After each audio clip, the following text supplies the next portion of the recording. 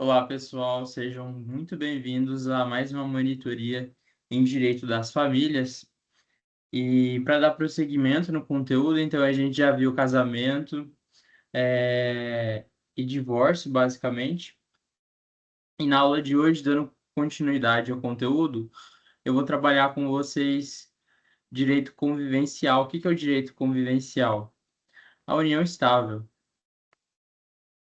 Vou compartilhar a tela do material.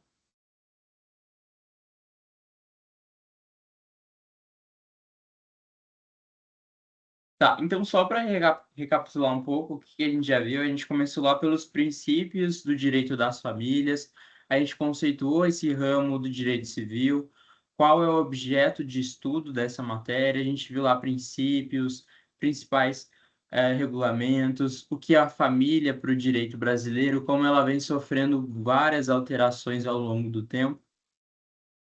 Depois a gente já foi para o casamento, esmiuçou aí o procedimento para se casar, quem pode se casar, casamentos especiais, e daí a gente emendou no divórcio, que é o fim do casamento. Então, para terminar essa fase aí de casamento e união estável, hoje a gente vai tratar a união estável, que eu já garanto, já antecipo que a união estável é basicamente um casamento que não foi formalizado perante o Estado.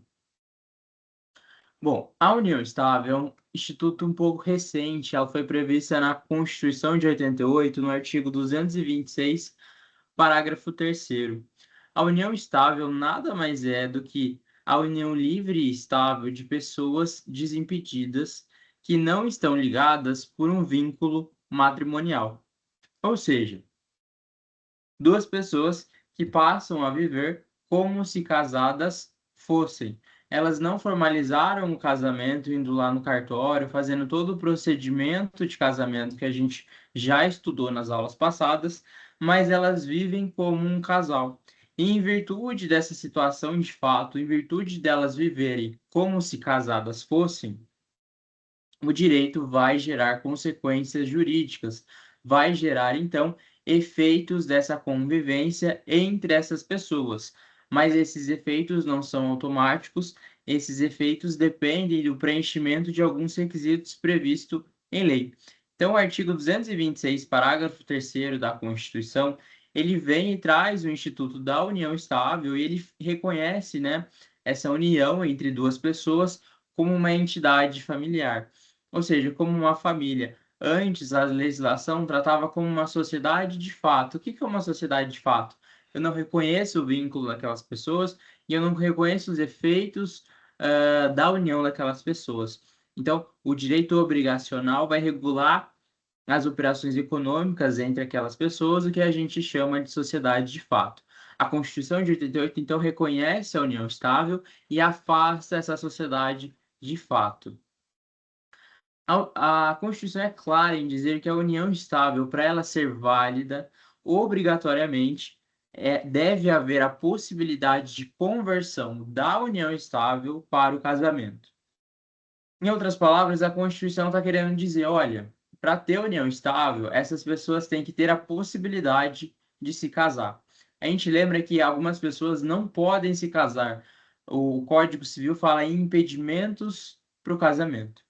Todo aquele rol de pessoas impedidas de se casar nunca configurarão união estável com o seu parceiro que se encaixam nas situações de impedimento. Então, vamos lembrar, as situações de impedimento são impedimento de parentesco, e daí o rol ele exaure, né, quais parentes estão proibidos, impedidos de se casarem. O impedimento também é de vínculo, né? Então quem já é casado não pode casar de novo. E o terceiro gênero de impedimento é o cometimento de crime, né? A pessoa que tenta matar o meu consorte, eu não posso me casar com ela. Então, para ter uma união estável, um primeiro requisito indispensável é a possibilidade de que, se um dia aquelas pessoas quiserem se casar, elas poderiam. Elas só não formalizaram o casamento, mas elas vivem como se casadas fossem, e além disso, elas podem se casar quando elas quiserem. Elas não são eivadas de nenhum impedimento para o casamento, seja a idade núbil, né, que é 16 anos, ou seja os impedimentos que eu acabei de mencionar. Se a pessoa infringe algum impedimento, ela não pode se casar e, por conseguinte, ela não pode constituir união estável. Daí aqui eu coloco uma ressalva, né? E depois a gente vai tratar um pouco mais aprofundado disso. Eu falo, a união estável tem que ser livre. E daí o que que alguns casais vêm fazendo ultimamente? A gente tem a figura do contrato de namoro. O contrato de namoro, duas pessoas oficializam a sua relação, falando que não vivem uma união estável e por isso elas celebram um contrato de namoro. Só que se esse contrato de namoro for uma simulação, ou seja, eu vivo uma união estável de fato, mas para não ter os efeitos jurídicos daquela união estável, eu lavro um contrato de namoro. Esse contrato de namoro é nulo. É nulo porque a gente vai socorrer nos institutos lá do primeiro semestre que a gente vê em direito civil, negócio jurídico. O negócio jurídico simulado é nulo. Então, seria simulado o contrato de namoro, que é o negócio jurídico travestido, simulado, aquele que não representa a realidade, e ele traveste, ele simula, né? Ele finge ser o que para mascarar a união estável. O contrato de namoro, nessa modalidade, se o contrato de namoro visa afastar a união estável, uma vez já configurada a união estável, ele será nulo. Por quê? Simulação do negócio jurídico. O contrato de namoro vai ser válido quando as pessoas de fato estão numa situação de namoro, elas não têm a intenção de constituir uma família, não há uma existência de compromisso, eles não vivem como se família fosse, não há aí um compartilhamento de renda, não há, eles não coabitam a mesma residência, eles não trocam a lealdade nesse nível mais profundo que é do casamento. Então, o contrato de namoro só vai servir de fato para oficializar um namoro. Se ele tentar simular, né, dissimular uma união estável, ele será considerado nulo. Então, quais são os elementos, dando seguimento aqui ao conteúdo, quais são os elementos para se caracterizar a união estável? Antes da gente destrinchar os requisitos, vamos dar uma lida no artigo do Código Civil que trata da união estável. O Código Civil trata, em poucos artigos, é uma leitura bem breve, o Instituto da União Estável. O artigo 1723, ele assim proclama: é reconhecida como entidade familiar a união estável entre o homem e a mulher, configurada na convivência pública, contínua e duradoura e estabelecida com o objetivo de constituição de família. Todos esses requisitos aqui, ó, daqui para frente, a gente vai estudar no material que eu preparei. Mas aqui eu trago um ponto importante, né? A primeira metade do artigo, fala que o reconhecimento da união estável se dará entre homem e mulher. Essa parte é de uma inconstitucionalidade relativa, né? O STF já declarou que pessoas do mesmo sexo podem constituir união estável. Então, esse trecho do Código Civil que fala que a união estável entre homem e mulher vai reconhecida, a gente vai dar uma interpretação extensiva conforme o STF. Ou seja, a união estável é entre homem e mulher, mas também entre pessoas do mesmo sexo, conforme a jurisprudência do Supremo Tribunal Federal. Então, é meio que como a gente tem que dar uma interpretação ampliativa a esse primeiro trecho do artigo 1723.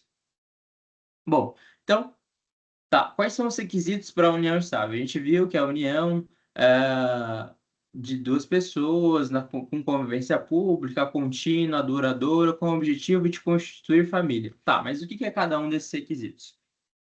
Primeira coisa que é importante, eu friso aqui de novo. O casal não pode infringir impedimento algum que o Código Civil prescreve. Ou seja, deve haver a ausência de impedimento entre aquelas pessoas. Então, vamos imaginar que dois irmãos vivem como se casados fossem, eles vivem um relacionamento amoroso de casal por 10 anos. E eles compartilham a economia, vivem sobre o mesmo teto, trocam afeto no sentido romântico, postam nas redes sociais. Imagine que eles tenham até filhos. Isso é impedimento claro do Código Civil. É impedido de se casar as pessoas que têm um parentesco na linha colateral em segundo grau. Então, essas pessoas, esse exemplo que eu dei, esse casal de irmãos, pode passar 10, 20, 30 anos vivendo como se casados fossem, a união estável deles nunca vai ser reconhecida. Eles infringem impedimentos do Código Civil, eles nunca poderiam se casar e, portanto, eles nunca poderão constituir união estável. Só pode constituir união estável quem tem a possibilidade jurídica de se casar. Então, a gente, basicamente, para ter união estável, o primeiro requisito não infringir impedimentos.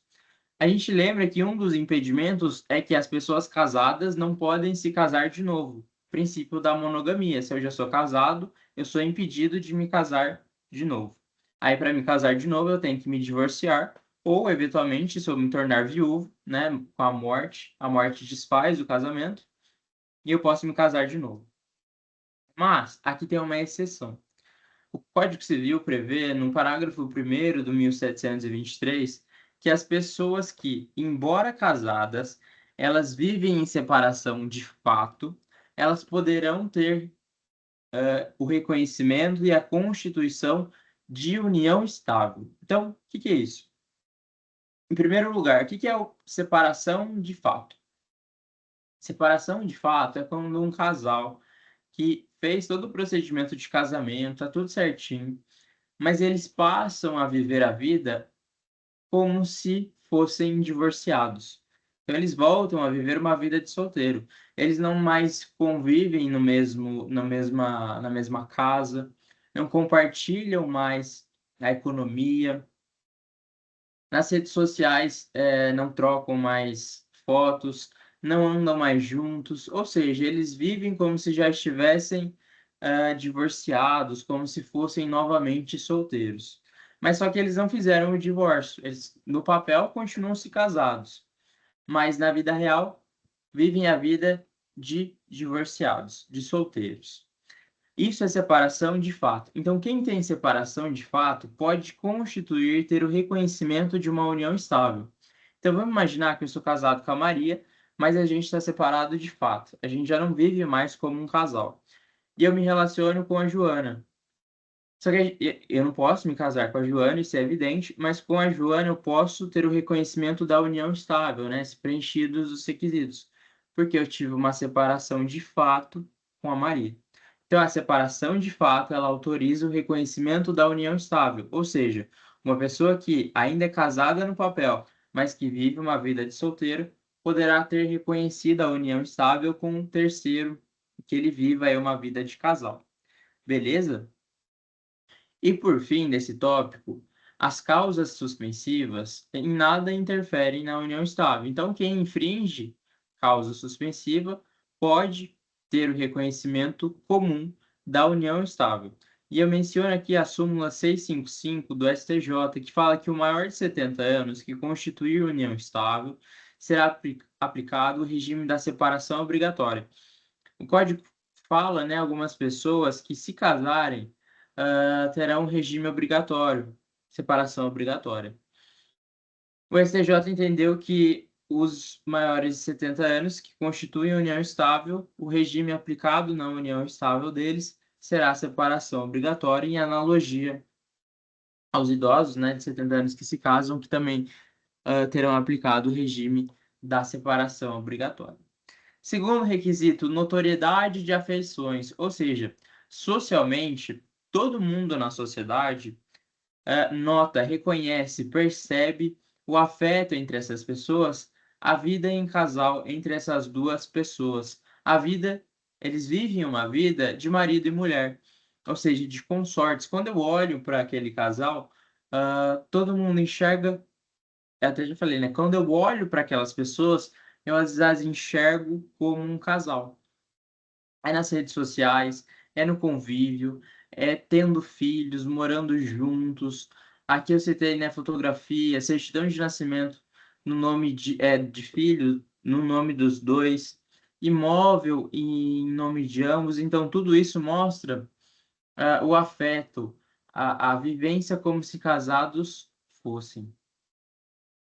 Terceiro requisito, lealdade. Lealdade anda aí, né, com a intenção de constituir família.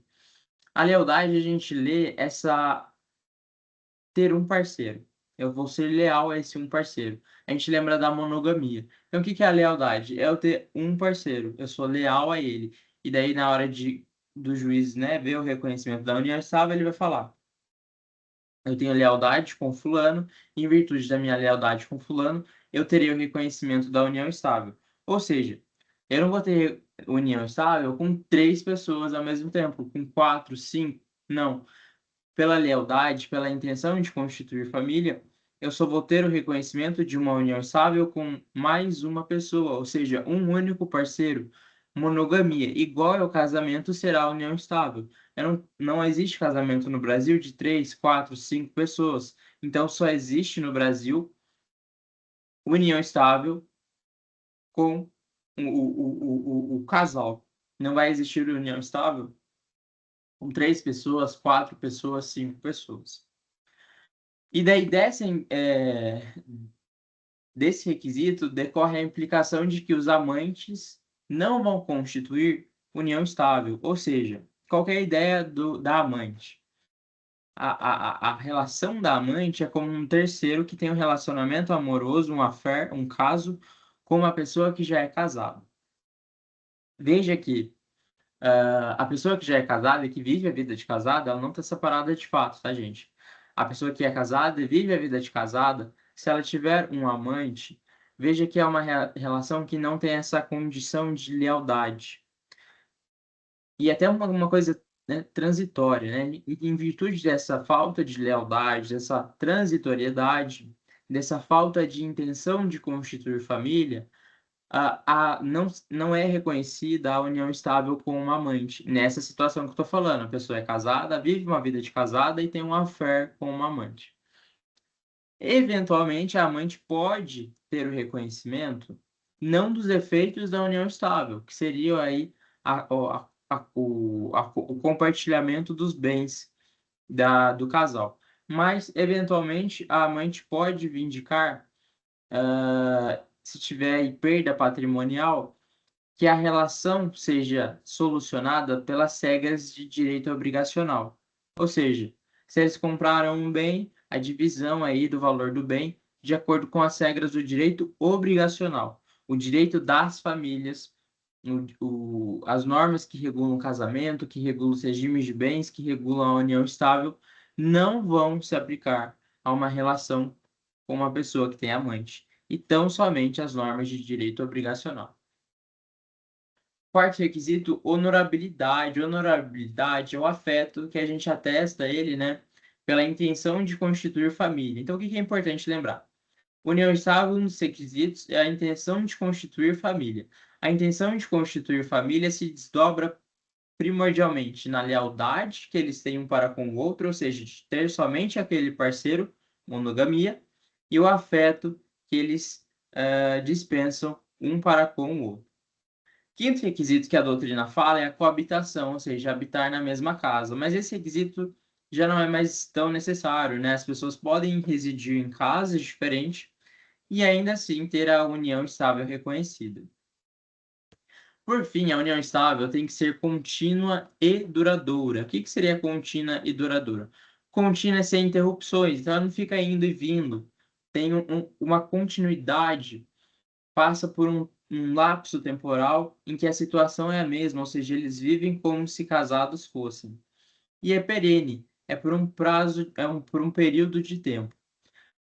O código não fala em tempo. Então, não tem que passar, sei lá, 5 anos, 2 anos, 3 anos, 10 meses. Não há tempo, não há um critério objetivo quanto ao tempo. é subjetivo e a decisão caberá ao magistrado a mostrar que a união daquelas pessoas é sim duradoura, é sim perene. Não importa, não tem um prazo objetivo de tempo que elas têm que cumprir juntas para ter o reconhecimento da união estável. Então, se alguém falar, você vai ter união estável porque você mora 5 anos com a pessoa. Não, não tem prazo para reconhecimento de união estável. A pessoa que mora 1 ano, né, não mora, né, mas que tem um relacionamento com a intenção de constituir família há 1 ano, pode ter o reconhecimento da união estável. Esse critério é subjetivo e vai ser aí definido, delimitado pelo magistrado na ação. Agora que a gente viu os requisitos, a gente vai estudar as espécies de união estável. E essa classificação é porque o Código Civil faz lá no artigo 1727. A gente vai estudar que a união estável ela é sinônimo de concubinato puro. E o impedimento de constituir união estável, ou seja, concubinato puro, tem o nome de concubinato impuro ou só concubinato. O que é isso? O concubinato é gênero. É esse tipo de relação entre duas pessoas que não formalizaram ela no casamento. O concubinato vai ser puro. E concubinato puro é sinônimo de união estável quando aquelas pessoas preenchem os requisitos para constituírem união estável. Ou seja, elas têm um relacionamento contínuo e duradouro com a intenção de constituir família e elas não infringem impedimento do Código Civil. Ou seja, a principal característica do concubinato puro ou da união estável, são sinônimos, é a ausência de impedimentos. É que aquela união estável, aquele concubinato puro, pode ser convertido, quando eles quiserem, em casamento. Em sentido contrário, o concubinato é impuro ou só concubinato, né, sem nenhum complemento, quando aquele casal, aquelas pessoas, aqueles parceiros, melhor dizendo, aqueles conviventes, infringem impedimentos. Ou seja, tem impedimento de parentesco, de vínculo ou de crime. Em virtude dos impedimentos, não vai configurar a união estável. Então, essas pessoas terão uma relação em que o direito das famílias, na figura da união estável, não irá regular a vida delas, né, a relação jurídica delas entre si. Essas pessoas vivem uma união que não pode se converter em casamento. Ou seja, é o exemplo dos irmãos que eu dei. E qual que é a consequência disso? O concubinato impuro, né, que é aquele que o casal infringe impedimentos, não pode ser reconhecido como entidade familiar, ou seja, não vai ser reconhecido como união estável. Ele será considerado uma sociedade de fato, cabendo às regras do direito obrigacional. Então é a figura do amante, eventualmente, ou, se não o amante, o exemplo dos irmãos que eu passei, ou a pessoa que já é casada e que vai constituir aí uma união estável, enfim. Essas pessoas não terão o direito das famílias alcançando a sua relação. Eventual prejuízo econômico vai ser resolvido pelas normas do direito obrigacional, né? Que a gente estuda as obrigações de dar, fazer, não fazer. Isso que vai regular as implicações financeiras. Os regimes de bens, esquece, não se aplica nessa relação. E por último, relacionamentos sexuais casuais, aventuras amorosas, que é a figura do amante, não geram efeitos jurídicos. Por quê? Porque é concubinato impuro, porque ou há algum impedimento ou não cumpre os requisitos da união estável. Em virtude disso, em regra, né, a figura da amante não gera efeitos jurídicos, mas tomem cuidado, porque às vezes a pessoa fala, tem uma amante, mas se essa relacionamento com a amante configurar os requisitos da união estável, ela terá sim o reconhecimento da união estável. Então tome cuidado, que às vezes as pessoas são imprecisas nas palavras. Então por isso não é certo afirmar que toda amante não vai ter direito. Em regras, a figura do amante, da amante, não terá direito. não terá direito no seguinte sentido: não será constituído, reconhecido a comunhão dos bens com aplicação dos regimes de bens que é previsto na união estável ou no casamento. Em regra, mas se aquela situação com aquela amante configura uma união estável, aí sim a gente terá os efeitos da comunhão de bens para aquele casal. Beleza? Superado esse tópico, agora vamos estudar os efeitos da união estável. Ela tem os efeitos de ordem pessoal e os de ordem patrimonial. O 1724 ele elenca alguns deveres que esses parceiros devem observar. Lealdade, que eu já expliquei o que é a lealdade. Respeito um ao outro. Eles devem ter o dever de mútua assistência, ou seja, ajuda na vida moral, afetiva, patrimonial, sexual e espiritual. E por fim, eles devem ajudar, né? Devem, não é nem ajudar, é prestar guarda, sustento e educação dos filhos. O STF já decidiu, lembra que eu falei em coabitação? E aqui eu coloco a súmula. Súmula 382 do STF. Não há exigência expressa de vida em comum no domicílio, ou seja, as pessoas não precisam coabitar a mesma residência para configurar a união estável. Esses são os deveres pessoais, né, que tem aí uma característica subjetiva e moral, né, do que fazer. A lealdade, respeito e mútua assistência são de ordem moral, né, o que você espera que alguém faça estando em um relacionamento. A guarda, o sustento e a educação dos filhos são, em verdade, uma obrigação legal, né? A lei regula esses três institutos, e na união estável, então, eles vão compartilhar esses institutos em relação aos filhos. Por fim, vamos para os efeitos mais importantes, né, que está lá no artigo 1725, os efeitos de ordem patrimonial. Primeira coisa, quem tem o reconhecimento de união estável, em regra, vai ter a aplicação do regime de comunhão parcial dos bens, que é o regime padrão do casamento, é o regime padrão da união estável.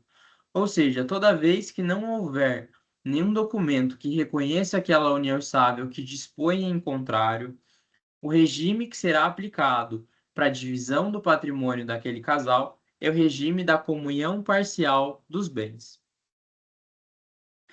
Mas é permitido, eventualmente, que essas pessoas, esses parceiros, esses companheiros, formalizem a união estável deles. Pode ser um documento público, ou seja, fazer uma escritura pública no cartório reconhecendo a união estável, ou por instrumento particular, um documento escrito pelas próprias partes.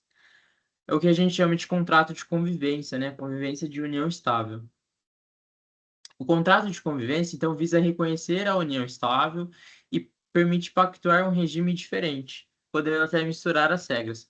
Ou seja, eu posso fazer um contrato de convivência e escolher o regime da comunhão universal de bens, se eu fizer um contrato. Se eu não fizer um contrato, obrigatoriamente vai ser o regime da comunhão parcial de bens. Só será um regime diferente se eu fizer um contrato de convivência que expressamente ele preveja, ele tem a previsão do regime diferente que esse casal quer adotar.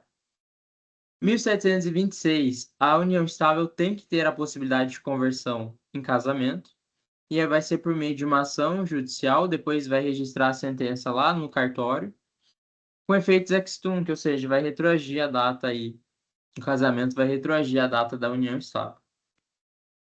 A doutrina defende, e os cartórios já fazem isso, né? Quem tem união estável pode utilizar do nome do companheiro. Ou seja, do mesmo jeito que no casamento há a troca de nomes, quem tem a união estável reconhecida, né, fazendo um contrato de convivência, pode ali optar pela troca do nome, ou seja, por pegar o sobrenome do outro parceiro e vice-versa. Quem tem o reconhecimento de união estável também tem a obrigação de prestar alimentos. Então, todas as regras que a gente vai estudar quanto aos alimentos em relação ao cônjuge se aplicam ao companheiro, a quem tem união estável. E aqui eu explico, né, que o CPC tem uma série de procedimentos voltados para o casamento, e esses procedimentos, em regra, em geral, né, eles se aplicam também à união estável. Veja que a união estável é muito semelhante ao casamento, tanto os efeitos quanto os procedimentos, os efeitos jurídicos são todos iguais.